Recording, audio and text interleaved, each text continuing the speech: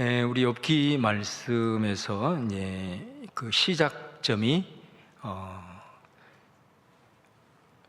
신명기 이후부터 시작을 해서 우리가 이 직전까지 보았던 그 에스더까지 이스라엘의 신앙의 하나의 아주 중요한 축이 되는 사상이 바로 인과응보 사상입니다. 다시 말하면 우리가 하나님의 말씀에 순종하면 하나님께서 우리에게 복을 주시고, 우리가 하나님의 말씀에 순종하지 아니하면 저주를 받을 것이다 라고 하는 이 사상이죠. 우리들의 모든 삶의 결과에는 그에 따른 반드시 어떤 원인이 있다라는 인과율, 이 부분이 이스라엘의 신앙에 있어서 하나의 큰 축이라고 할 수가 있겠습니다. 그래서 욥기 1장은 이것 위에서 출발을 합니다. 그래서 1장의 첫머리 부분을 보면은 욥이 하나님 앞에 아주 의롭고 그리고 순전하게 신앙생활을 하고, 또 자녀들에게도 그런 신앙을 교훈하고 또 전수하고, 그러다 보니까 또 욥은 하나님 앞에 큰 복을 받아서 아주 당대의 큰 부자가 됩니다. 그러니까 이 1장의 초반부 부분은 인과응보의 이 흐름이 그대로 통용이 됩니다. 그런데 갑자기 이제 욥에게 이해할 수 없는 고난이 찾아오게 되죠. 근데 그 고난은 우리가 보통 이렇게 그냥 당할 수 있는 그런 고난이 아니라, 정말 뭐 인생에서 이런 고난을 한번 겪어보겠나 할 정도로 쓰나미와 같은 그런 고난이 오면서 그 욥을 둘러싸고 있는 모든 삶의 울타리가 다 벌거벗겨지는 이런 고난을 직면을 하게 되는 것이죠. 문제는 뭐냐면은 이제 이 부분이 해결이 돼야 된단 말이에요. 해결이 돼야 되는데 이 고난이 계속해서 이렇게 욥의 전 삶을 흔들어 버리자 이제 욥이 마지막으로 욥을 두르고 있었던 신앙의 울타리까지 이제 벗겨지는, 무너지는 이런 지금 상황 앞에서 욥의 그 세 친구들이 이제 등장을 합니다. 이 사람들이 등장을 한 이유는 뭐냐면 욥에게 있어서 이 고난의 문제를 신앙적으로 어떻게 해결을 할 것인가, 쉽게 얘기를 하면 이제 그런 거죠. 그래서 이 세 친구는 결국은 이스라엘의 교사들이라고 할 수 있어요. 인과응보라고 하는 이 전통을 가지고 이 욥의 문제를 해결하려는, 이 욥이 당한 이 고난의 문제의 원인을 파헤치고, 그 다음에 이 상황에서 욥을 다시 새롭게 이제 회복시킬 이제 그런 대안을 가지고 인과응보에 대한 메시지들을 계속해서 이제 던지는 겁니다. 근데 사실은 이 인과응보에 대한 이 교리는 그 사람들보다도 욥이 더 잘 알아요. 그리고 욥은 그거 바탕 위에 지금까지 자기가 신앙생활을 해왔고 삶을 살아왔기 때문에 그들이 강조하고 가르치지 않아도 욥은 잘 알고 있는 거예요. 그런데 욥이 아무리 생각해도 그들이 하는 말이 다 틀린 말이 하나도 없잖아요. 다 말씀에 근거해서 전부 다 이런 말씀 인용하고 저런 말씀 인용하면서 얘기를 하는데, 욥이 이해를 하더라도 도저히 지금 내가 처한 이 고난의 상황과 내가 지금까지 하나님 앞에서 신앙생활을 했던 것, 그러면서 내가 지금 부딪힌 이 현실, 이거는 아무리 생각을 해도, 아무리 이해하려고 해도 인과응보의 전통으로는 해석이 안 되는, 이게 이제 욥의 몸부림이라고 할 수가 있습니다. 그래서 어찌 보면은 거의 욥기의 전 부분을 차지할 정도로 이 부분에 대해서 끊임없이 변론을 하는 거죠. 인과응보에 대한 메시지를 세 친구가 얘기를 하면 또 그 말을 받아서 욥이 자신의 생각을 얘기하고, 그러면서 이제 욥이 계속해서 그들과 함께 논쟁을 하는 가운데 이 사람들은 끝까지 자기의 생각들을 붙들고 있는 반면에 욥은 조금씩 이제 변화되기 시작하는 것을 이제 볼 수가 있습니다.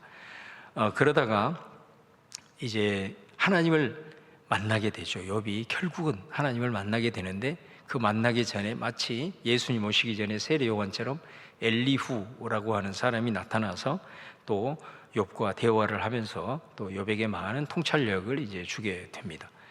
그러는 가운데 이제 우리가 지난 시간 여기까지 했고, 자, 오늘 드디어 이제 그런 욥에게 하나님이 나타나십니다. 38장에서 41장까지 하나님의 임재 속에 이제 하나님이 말씀을 하시는데, 큰 폭풍 가운데, 그러니까 이제 구약에 보면은 불 가운데, 또 폭풍 가운데, 구름 가운데, 뭐 이런 표현은 하나님이 임재할 때 나타난 이제 그 주된 현상이잖아요.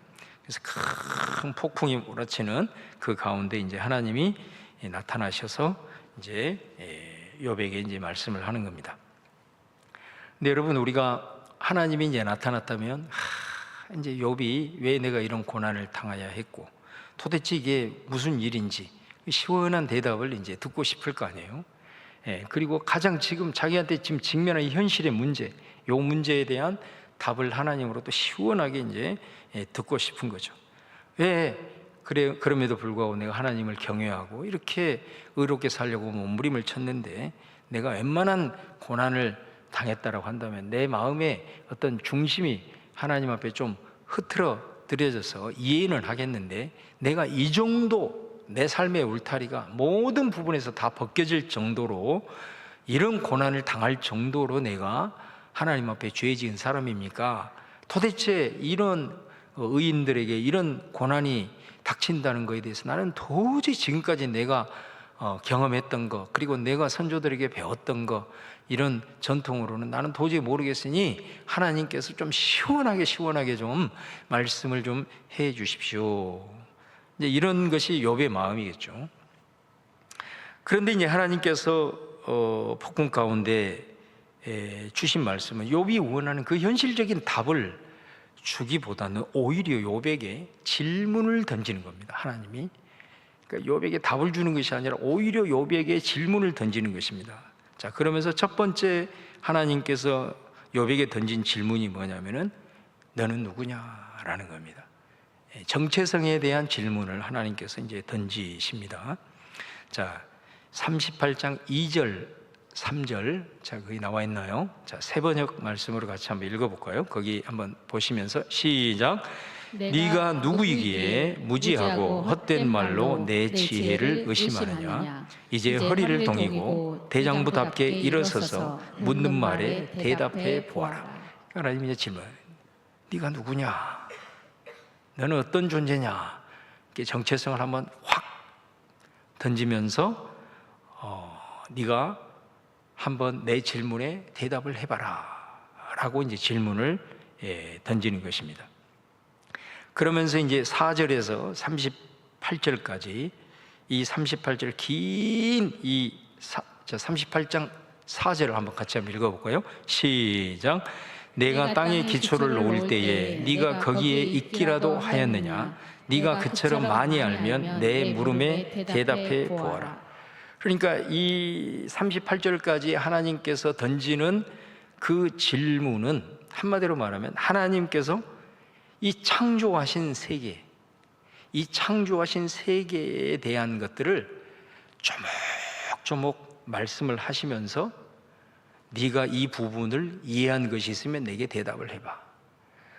내가 이렇게 온 우주 만물, 네가 이 온 우주 만물, 내가 창조한 이 세계를 이해하는 것은, 창조한 세계가 100이라고 한다면 네가 이해할 수 있는 것은 0.000000000000001%밖에 안 되는데, 내가 그것을 너에게 지금 이 모든 것들을 다 다스리고 그리고 다 통제하고 때로는 섭리하고 이 모든 것들이 운행된, 이게 한마디 한마디 하나님이 다 이렇게 던지면서 네가 이해하고 있는 것, 그리고 네가 과연 네가 가지고 있는 지혜와 네가 가지고 있는 지식으로 그 부분을 할 수 있다면 네가 한번 대장부답게 나한테 한번 얘기를 해봐라 하면서 창조의 세계를 하나님께서 쫙 펼쳐주시는 거예요.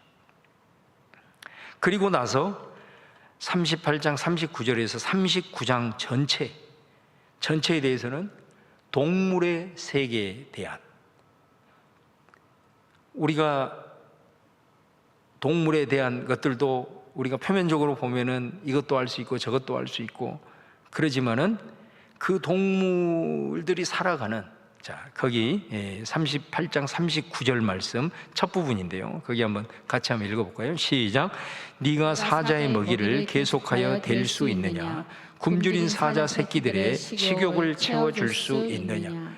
그러니까 창조하신 모든 세계에 하나님이 어떻게 관여하시고 그 창조하신 동물들을 어떻게 다스리시고 또 돌보시고, 이제 이런 것들을 계속해서 말씀을 하시면서 이 욥에게 이제 질문을 던지게 됩니다.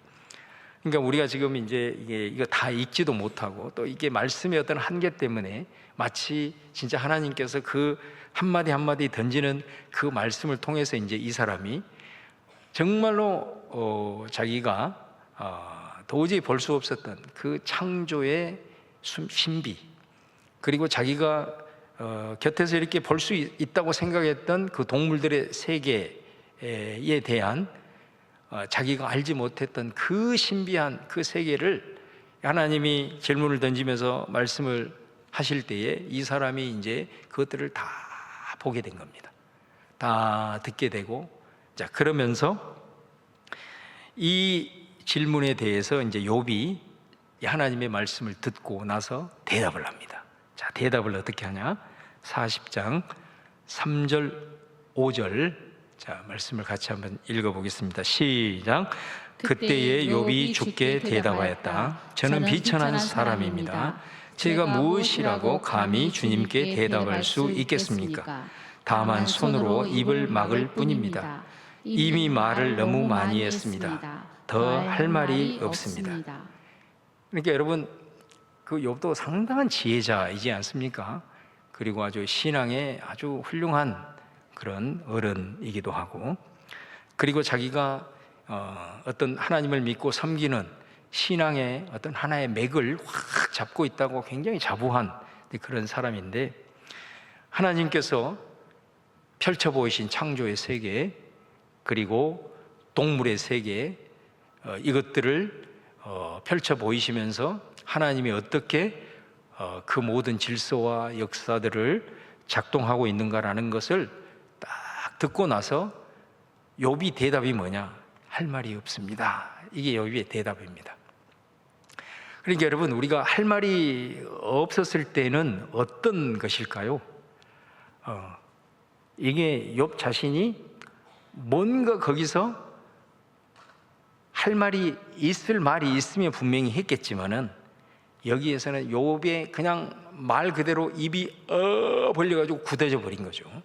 그러니까 이 하나님의 창조하신 세계와 다스리는 이 모든 섭리를 하나님으로부터 듣고 난 다음에는 그 신비를 다는 깨닫지 못했습니다. 그 중에 일부만 깨달았을지라도 욥은 더 이상 하나님 앞에 자기가 뭘 대답할 수 있는 상황이 아니라는 것을 자기가 이렇게 이제 고백을 하는 것입니다. 나는 다만 손으로 입을 막을 뿐입니다. 내가 이 앞에서 과연 이 하나님이 창조하시고 다스리시는 이 어마어마한 광대한 이 세계 천지 만물, 이 세계 앞에서 내가 과연 무슨 말을 할 수 있겠습니까? 이게 이제 욥의 대답입니다.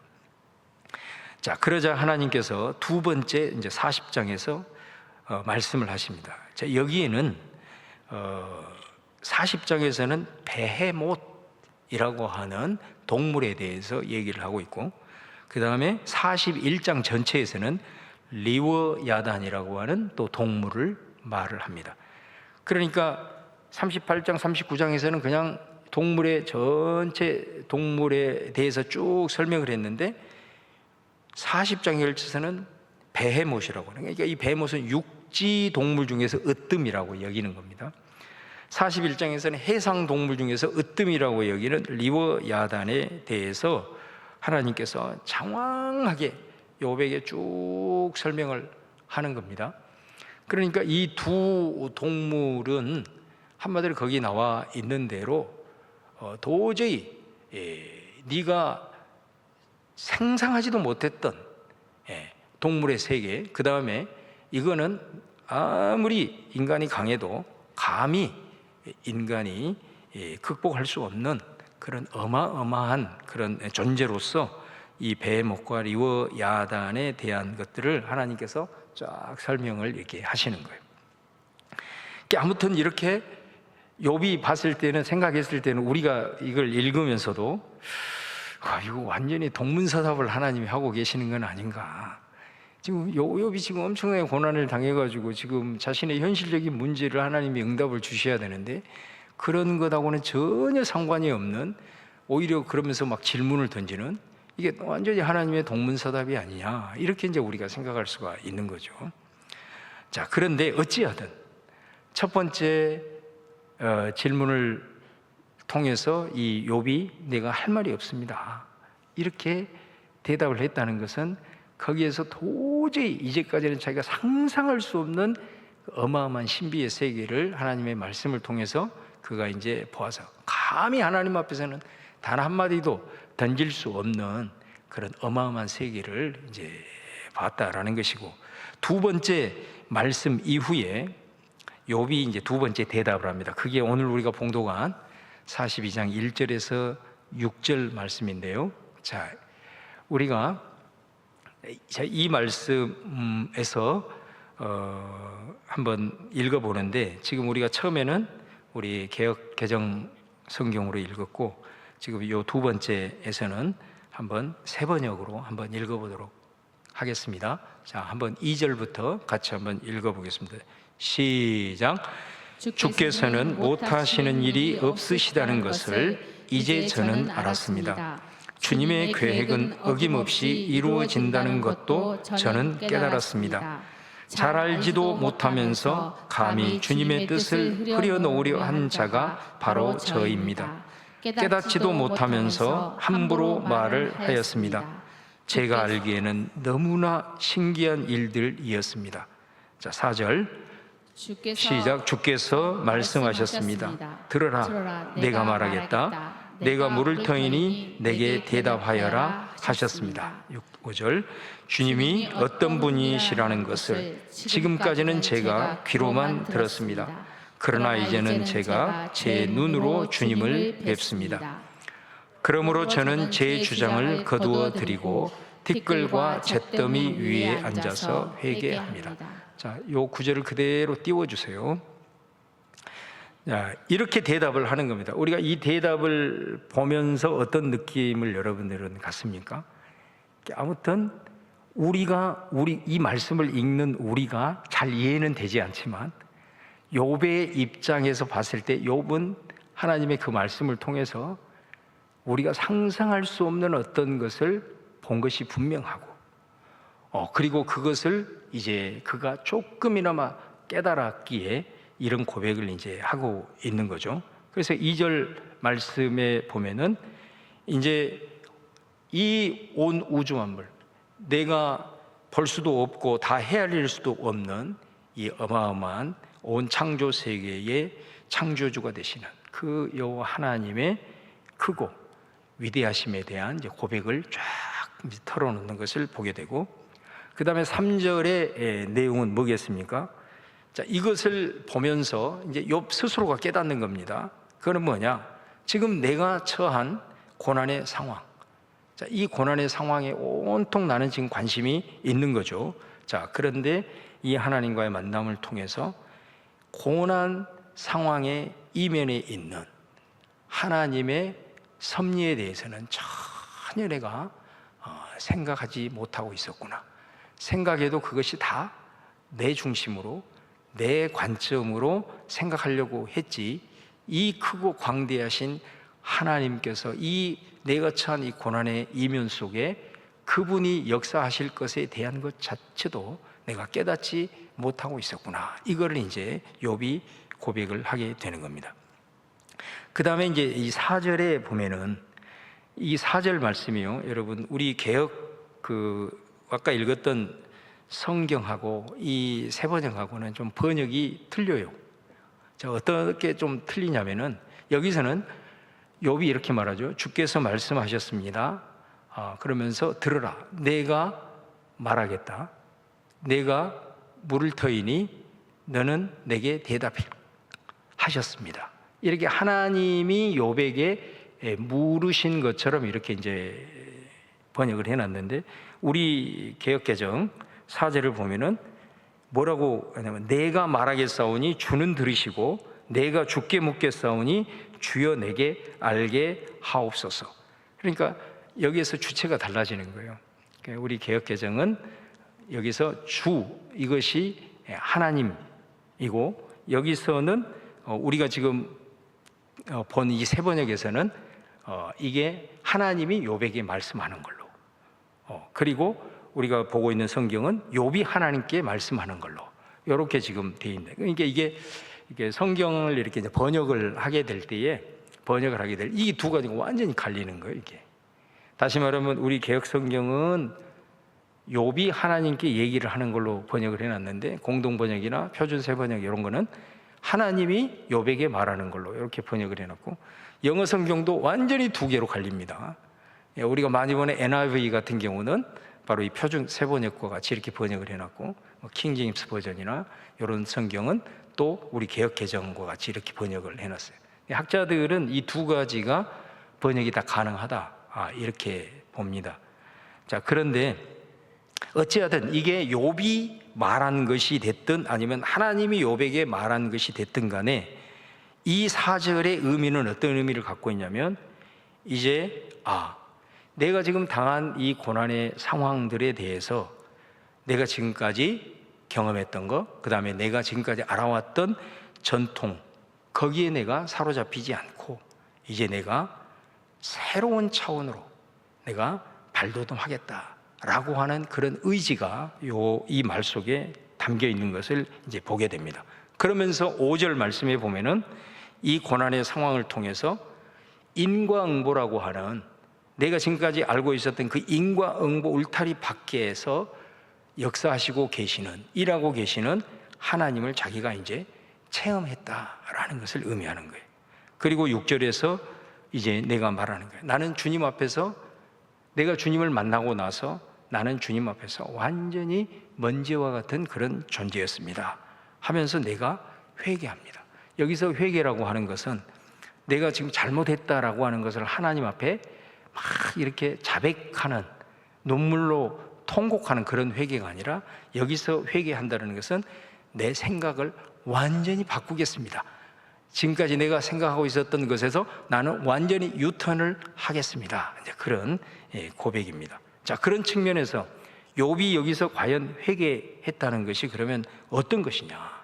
욥이 유턴을, 자기 생각을 완전히 유턴하겠다라는 것이 어떤 것이냐? 바로 이것입니다.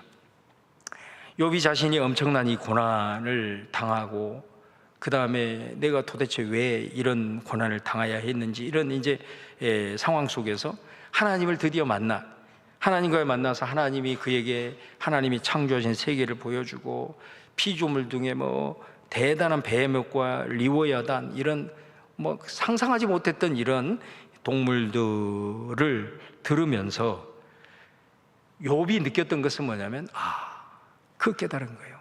내가 완전히 나의 세계에 갇혀 있었구나. 요거를 욥이 깨닫게 된 것입니다.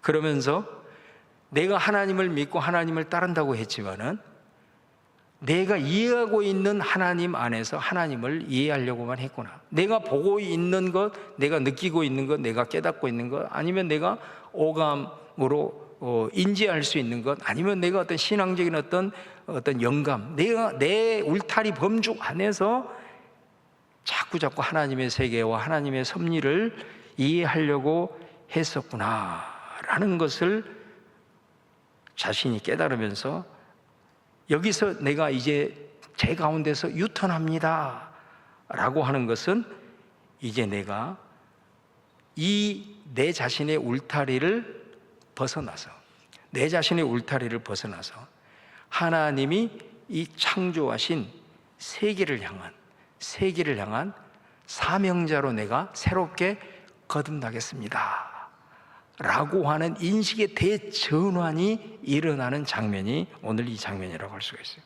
그래서 지금까지는 어찌하든 간에 이 욥은 철저하게 하나님 앞에 매우 신실한 신앙이었지만은 그는 여전히 개인적인 구원 그리고 개인의 울타리에 머물러 있었어요. 그래서 하나님 앞에서 늘 홀로 서서 죄 짓지 않으려고 몸부림을 쳤고, 죄를 지었을 때 하나님 앞에 회개하면서 그렇게 속죄하면서 하나님 앞에 번제를 드리면서 살아왔어요.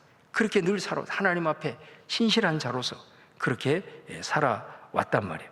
그런데 이렇게 뜻하지 않는 엄청난 고난의 문제 앞에서 자기가 지금까지 가지고 있었던 이 모든 울타리, 이 울타리가 뭐냐면은 바로 인과응보라고 하는 자기를 지탱해 주었던 인과응보에 대한 전통적인 일종의 구원관이, 삶의 어떤 틀이 여기서 완전히 무너지게 된 거예요.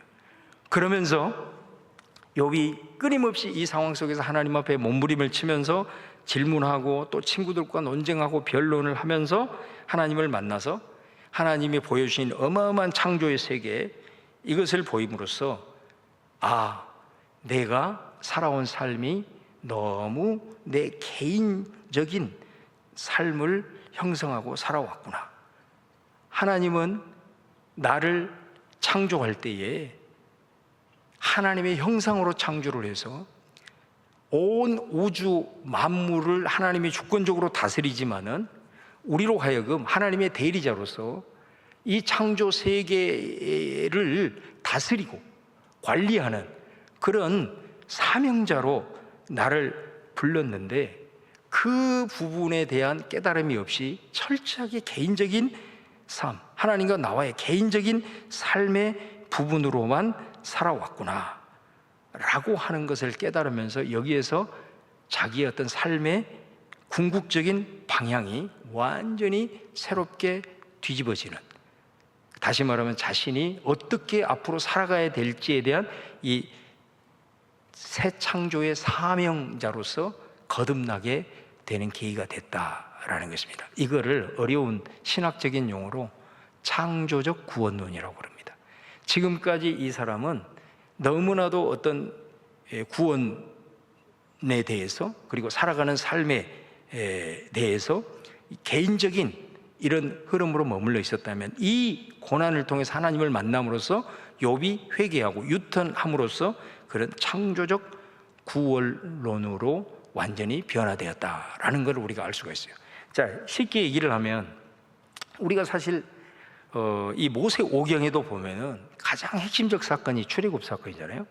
그 출애굽 사건에서 우리가 전통적으로 이 출애굽 사건을 이해를 했을 때는 어떤 이해를 하냐? 우리가 애굽이라는 그런 죄악의 토성에서 살다가 하나님께서 우리를 불러내서 홍해를 건넜다. 그 홍해를 건넌 거를 사도 바울은 고린도 10장에서 우리가 세례 받는 거로 해석을 하지 않습니까? 그래서 물 가운데로 지난 세례를 받아서 우리가 이제 구원을 받았단 말이에요. 그리고 광야를 가로질러서 이제 시내산에 가서 하나님과 언약을 체결했어요. 너는 내 백성이고 나는 너는 내 백성이고 나는 너의 하나님이다 라고 하는 이 언약을 체결을 했단 말이에요. 그러고 나서 이제 가나안을 향해서 광야 생활을 하게 됩니다. 광야 생활을 하게 되는데 그곳에서 좌충우돌, 때로는 무너지고 우상 숭배하고 또 그러면서 다시 회복되고, 그러면서 때로는 그 하나님이 제공해 주는 은혜를 맛보면서 또 그것에 대해서 실증을 느끼면서 또 주님을 원망하고 불평하면서, 그러니까 그 광야 생활 40년 자체가 어떻게 보면 출애굽을 하고 구원을 받고 하나님과 언약을 체결한 인생이 광야의 여정을 걷는 거예요. 광야. 그래서 우리의 인생이 광야. 그래서 그 광야를 마치고 우리가 요단강을 건너 가나안 땅으로 들어가. 그러면 그 가나안 땅은 뭐냐? 약속의 땅으로서 오늘 우리에게 있어서는 구원받는 자가 가게 되는 천국을 상징하는 것이다. 이게 전통적인 구원론이란 말이에요. 그래서 여러분, 우리 찬송가도 보면 며칠 후 요단강 건너가 만나리, 이런 찬송가는 전부 다 요 출애굽의 여정을 전부 다 개인적 구원론의 입장에서 그 찬송가도 다 만든 거란 말이에요. 그런데 창조적 구원론이라는 게 뭐냐? 창조적 구원론이 이런 것입니다. 자, 내가 죄악의 도석에 애굽에서 살다가 이제 하나님께서 은혜를 베푸셔서 우리로 하여금 홍해를 건넜어요. 다시 말하면 구원을 받았단 말이에요, 우리가. 그리고 세례를 받고, 그리고 우리가 시내산에 가서 하나님과 언약을 체결하고 언약 백성이 되었어. 자, 언약 백성이 되고 나서 이제 광야로 들어가잖아요. 광야를 해석하는 게 달라진 거예요, 여기서. 광야는 창조적 구원론에 있어서 광야는 뭐냐? 그건 훈련이에요. 훈련.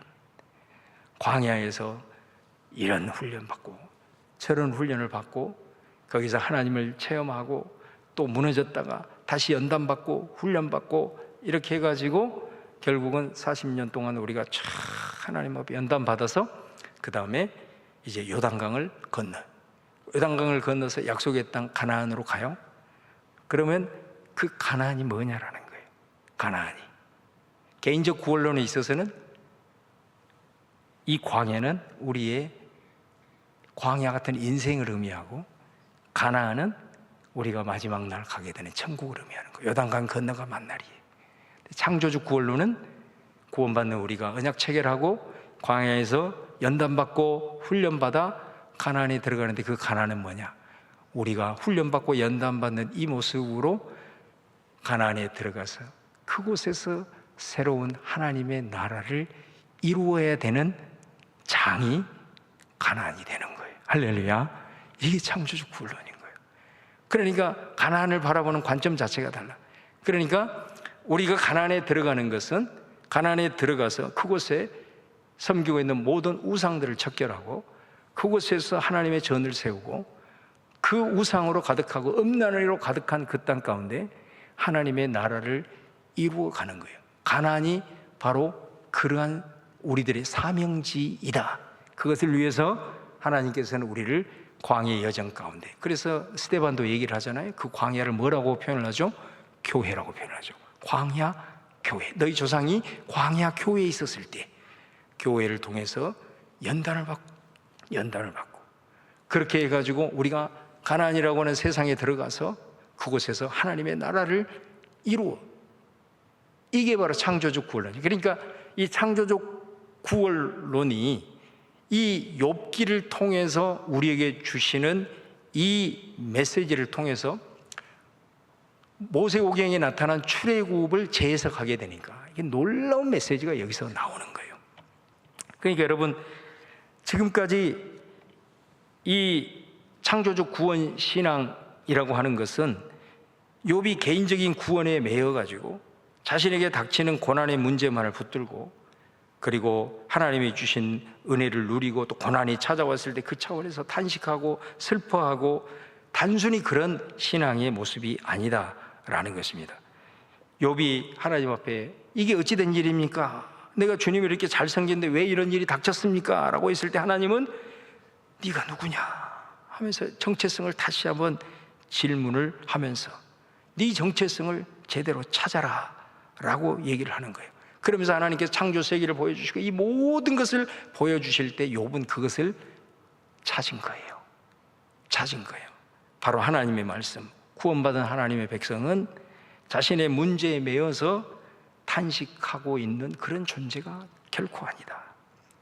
이 넓은 세계, 내가 창조한 이 세계, 네가 내게 이 말을 듣고 조금이라도 이해했네. 이 신비한 어마어마한 세계에 네가 하나님의 형상으로 너를 지어서 나를 대리해서 이 천지 우주 만물을 다스리고 관리하라고 너를 불렀는데, 그런 사명적 존재로 너를 불렀는데 너는 너 개인 내 울타리에 갇혀가지고 살아가고 있는 그 너의 모습에서 이제는 과감하게 벗어내서 하나님이 창조하신 이 온 세계를 바라봐라.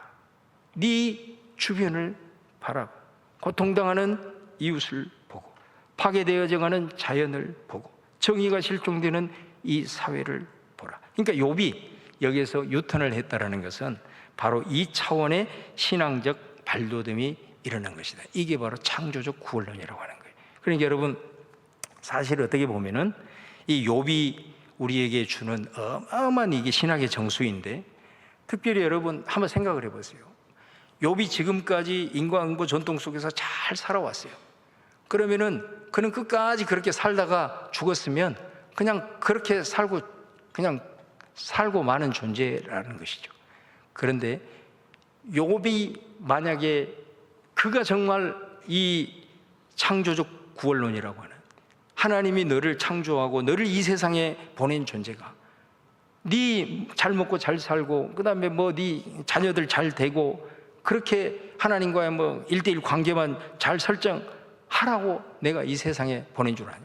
너는 하나님의 형상인데, 하나님의 대리자인데. 근데 여러분, 이런 관점에서 한번 욥을 한번 생각해 보세요. 욥에게 그런 인식의 지평을 넓혀주고 그의 진정한 창조적 이 사명을 일깨우기 위해서 욥에게 웬만한 것 가지고 욥이 그것을 깨달았겠냐라는 거예요. 욥이 이런 어마어마한 감당할 수 없는 이런 인생의 고난, 자신의 삶 전체가 뒤흔드는 이런 상황이 직면을 했을 때 비로소 자기가 가지고 있는 모든 신앙의 어떤 울타리가 싹 무너지는 이 상황에서 하나님 도대체 어찌 된 것입니까? 하면서 나왔을 때 그곳에서 하나님을 만나고 그곳에서 자신의 사명적 존재라는 것을 그가 깨닫게 되고 그런 삶으로 전환이 되었던 것을 우리가 볼 수가 있어요. 그렇기 때문에 여러분, 오늘 이 말씀을 들으면서 우리가 살아가면서 정말로 내가 도저히 이해할 수 없는 어떤 고난의 문제, 그리고 내가 정말로 어떤 문제를 가지고 고민을 하면서도 해결되지 않는 그런 아픔과 그런 고통의 문제를 가지고 몸부림을 치거나 직면을 했을 때 욥기를 통해서 우리에게 주시는 분명한 메시지가 있는 거예요. 그것은 뭐냐면 여러분의 사명을 돌아봐야 돼. 하나님께서는 이것이 아니면, 이 고통이 아니면 욥은 평생 자기 개인의 울타리 속에서 살다가 인생 종칠 사람이에요. 하나님 그렇게 살기를 원치 않으신 거예요. 내가 너를 보낼 때는 그런 존재로 보내지 않았는데 네가 평생 그렇게만 사는 것이 하나님의 뜻이 아니라는 거예요. 그래서 그의 인생 전체를 흔들고 난 다음에 이 사명적 존재로 그를 변화시키고 그로 하여금 이 사명을 깨닫게 하기 원했던 거예요. 그래서 하나님이 전혀 욥이 처한 고난과 상관없는 창조의 세계, 그리고 동물의 세계, 그리고 상상할 수 없는 그런 신비의 세계를 보여주신 이유가 바로 네가 진짜 가져야 될 사명이 뭐냐, 바로 그것은 이 온 내가 경영하고 있는 온 세계를 바라보고 그의 동참자가 되고 그 참여자가 되는 그 창조적 사명을 일깨우기 위해서 하나님께서는 이 욥의 고난을 통해서 그것을 일깨우게 되었다라는 것입니다. 그래서 하나님이 동문서답과 같은 이 창조의 세계를 보여준 이유가 바로 여기에 달려있고, 욥은 그것을 발견하게 되고 그렇게 42장에서 방금 우리가 읽었던 말씀대로 그가 고백을 하고 있는 것을 보게 되는 겁니다. 그래서 저는 다른 어떤 것보다도 정말로 여러분의 어떤 삶에 어마어마한 어떤 고난을 통해서 욥처럼 하나님 언제까지입니까? 왜 이런 일이 닥쳤습니까? 그렇게 탄식만 하지 말고 때로는 하나님 앞에 회의적인 질문을 던지면서 도대체 이게 어떤 일입니까? 할 때 하나님께서는 반드시 우리를 만나 주실 터인데, 욥을 통해서 우리가 알 수 있는 것은 뭐냐? 그 순간에는 내 근본적 하나님이 나를 부르신 그 사명에 대해서 하나님 앞에 질문을 던지면서 하나님 앞에 구하면서 나아가시라 라는 권면을 여러분에게 꼭 드리고 싶습니다. 할렐루야. 여러분, 그래서 이 욥이 이 과정을 이제 딱 거치고 나서 유턴을 했잖아요. 그리고 이제 남은 42장 나머지 7절 이하에 보면은 욥이 다시 이제 일상으로 돌아옵니다. 욥이 일상으로 딱 돌아왔는데, 보세요. 거기에서 어떤 일이 벌어지냐? 욥이 돌아와서 7절에서 10절을 보면은 바로 욥이 어떤 모습으로 변해 있느냐? 자기와 변론했던 친구들을 위해서 중보 기도를 하기 시작합니다. 뭘 했다고요?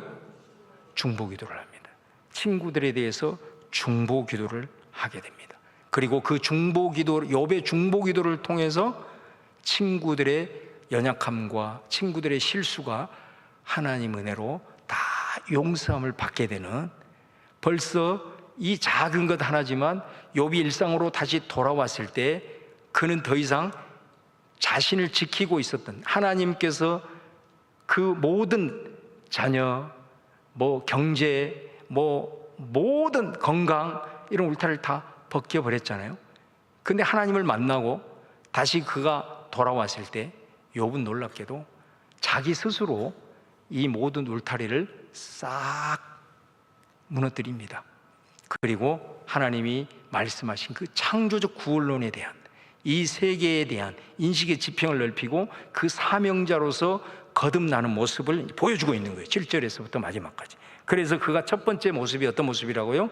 바로 친구들과 끊임없이 변론하고 니 잘났나 나 잘났냐 그런 모습이 아니라 이제는 그들을 품고 그들을 위해서 중보기도 함으로써 그들이 하나님 앞에 용서함을 받는 역사가 나타나고, 그 다음에 11절에 보면은 욥이 일상으로 돌아왔을 때 많은 형제들 또 자매들 사람들이 돌아와서 욥에게 와서 함께 잔치를 벌여줍니다. 이거는 여러분 그냥 욥이 이제 죽었다 살아나서 이렇게 하는 의미로 설명할 수도 있겠지만, 이거는 욥이 이제는 관계의 지평을 넓혀서 모든 사회적 관계가 회복이 되어졌다라는 의미를 갖습니다. 모든 사회적 관계가 다 회복이 되어져서, 그리고 그것이 이들과 함께 음식을 베풀고 나누는 잔치의 표상으로 나타나고 있는 것을 보게 됩니다. 그리고 12절에 보면은 성경에는 뭐라고 얘기하냐? 욥의 말년이 되니까 이전에 자기가 가지고 있었던, 그때만 해도 동방에서 으뜸 가는 부자였는데 그보다 더 많은 하나님이 복을 주어서 재산이 크게 증식이 되었다, 이렇게 얘기합니다. 여러분 이것이 굉장히 사실은 중요합니다. 그리고 13절 15절에서도 아들 7을 낳고, 아들들이 희생이 됐잖아요. 아들이 또 7을 낳고 딸도 3을 낳습니다. 그 다음에 욥은 140년을 사는 건강과 장수를 또한 누리게 됩니다. 여러분 이 부분이 마지막 결론 부분으로서 굉장히 우리에게 중요한 부분인데, 욥이 아까도 말씀드린 대로 자기가 신앙생활을 잘하고 하나님을 섬기면서 철저히 개인적, 그래서 하나님 잘 섬기면서 또 그 하나님이 주신 그것들을 가지고 건강과 또 자녀들과 경제적인 그런 울타리로 쫙 하고 지냈어요. 그런데 이 고난을 통해서 한번 확 벗겨지고, 이 고난을 통해서 자신이 해야 될 진짜 창조적 이 사명자로서 거듭나게 되면서 이제는 욥 자신이 이 모든 것들의 울타리를 스스로 다 벌거벗겨버렸다는 거예요. 그래서 여러분 여기에서 욥이 이렇게 많은 재산이 증식이 되고 자손이 많아지고 건강이 회복이 되었다는 것은, 이거는 어떤 걸 의미하냐면 하나님께서 주신 복인 줄로 믿습니다. 그러니까 여러분 성경에서 말하는 대로 아브라함을 부르심을 보시라고, 하나님께서 아브라함을 부를 때 내가 네 이름을 창대케 하고 그 다음에 뭐라고 얘기해요? 내가 너에게 복을 주어, 너에게 준 복으로 천하 만민이 복을 얻을 것이다, 이렇게 얘기를 하잖아요. 그러니까 그 말은 뭔 말이냐면 아브라함이 그 하나님으로부터 받은 복을 가지고 계속해서 천하 만민을 복되게 하는 유통자의 삶을 산 거죠. 그러니까 하나님께서 그렇게 유통자의 삶을 사니까 계속해서 하나님이 복을 부어주시는 거예요. 그러니까 욥도 마찬가지입니다. 욥도 이제는 이 모든 것들, 창조적 이 사명을 가지고 계속해서 자기가 가지고 있는 이 세계를 바라보면서 또 연약한 자들을 바라보면서 계속해서 그것들을 유통시키는 삶을 살 때 하나님께서 그 모든 유통자의 삶을 살아갈 수 있도록, 그 사명을 감당할 수 있도록 하나님께서 이 경제적인 것도 더 부어주시는 그런 복의 은혜로 나가고, 또 자기 스스로가 주님의 나라와 의를 위해서 열심히 그 사명을 감당하며 나갈 때 감당할 수 있도록 하나님께서 건강과 장수의 복도 주시고, 그리고 자기가 울타리로 엮어놓았던 자녀들의 이 어떤 가족 안의 울타리를 벗어버리고 이 창조적 세계에 대한 눈을 열고 그 사명을 감당하며 나갈 때 하나님께서는 이 모든 것을 더해 주시는 하나님의 은혜의 역사가 나타났다. 이게 욥의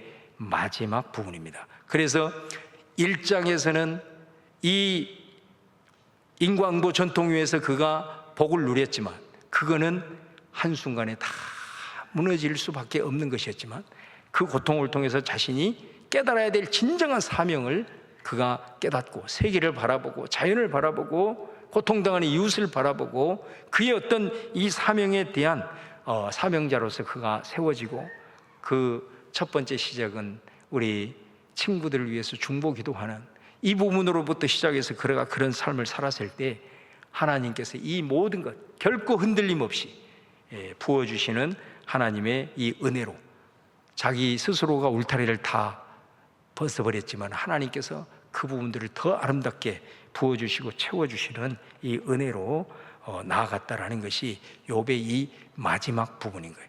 그러니까 우리가 1장에 나타나는 욥의 부유함과 그 형통의 은혜와 마지막 부분에 나타나는 이 부유함과 형통의 은혜는 완전히 차원이 다른 것입니다.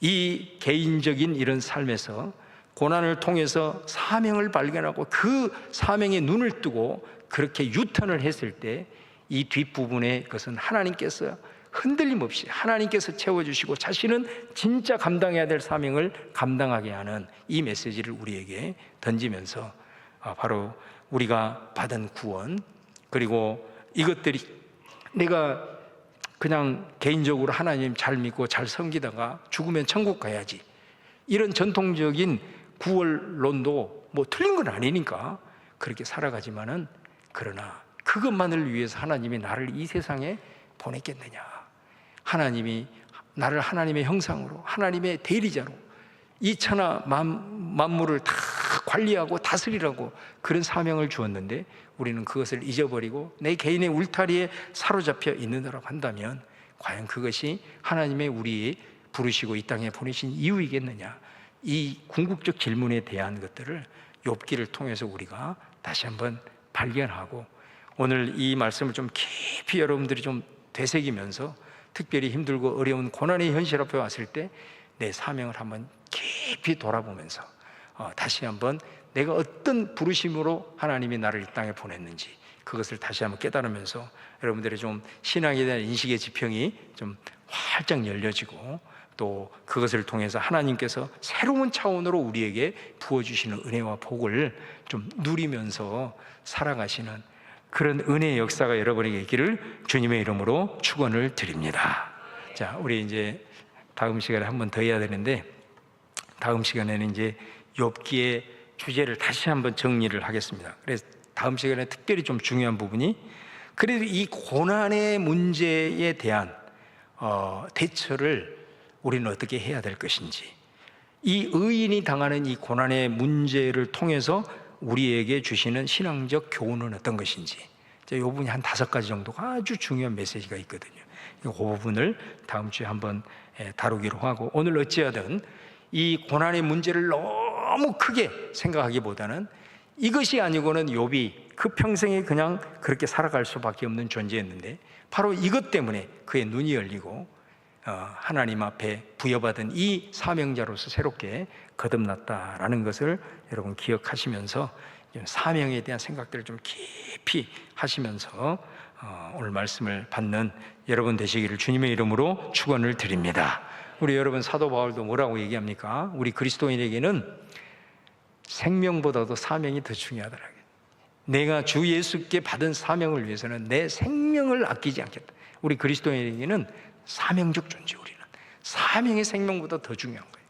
그렇기 때문에 우리가 살아가는 이 삶의 여정, 내 남은 이 시간 속에서 정말로 하나님 앞에 설 때에 우리가 그 사명에 대한 부분들을 확실하게 우리가 발견하고, 또 남아있는 삶들을 올려드리는 그런 삶을 살아야 한다라는 것을 욥기는 강력하게 우리에게 증거하고 있다라는 것을 좀 기억을 하시면서 나아가는 우리 성도님들 되시기를 바라고요.